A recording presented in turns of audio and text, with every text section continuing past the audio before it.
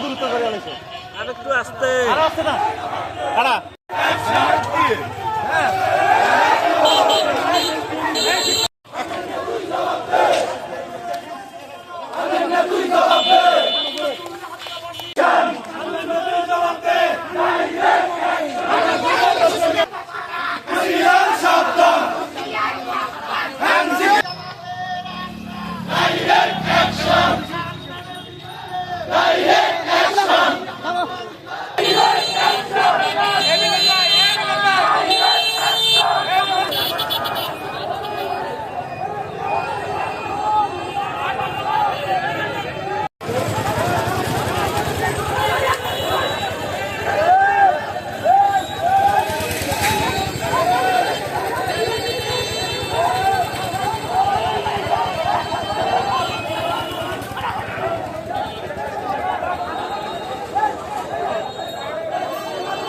ঢাকার লঞ্চে একজন শিক্ষার্থী, একজন নিরীহ মেধাবী শিক্ষার্থী যেভাবে দর্শনের শিকার হলো, তার দায় কোনো প্রকারে এনসিপি এড়াতে পারে না।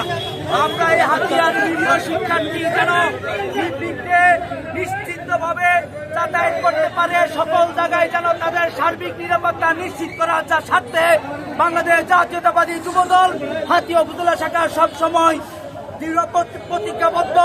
আমরা চাই এ হাতিয়াতে আর কোনো নিরীহ শিক্ষার্থী যেন নির্যাতনের শিকার না হয়।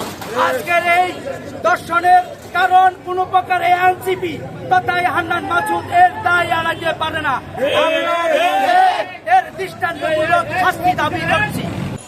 আমাদের ওই ছোট বোন ঢাকার উদ্দেশ্যে রওনা হওয়ার পথে এনসিপির হাতিয়া উপজেলার সভাপতি দিব্রিজ ভাই, ওনার আপন ছোট ভাই এবং এনসিপির একটা ছেলে সহকারে ওই মেয়ে সাকিব, ওই সহকারে হান্নানের বন্ধু এবং হান্নানের রাজনৈতিক উপদেষ্টা বলে পরিচিত দুজনে মিলিয়ে কেবিনে ঢুকে আমাদের ওই ছোট বোনটাকে দর্শন করে।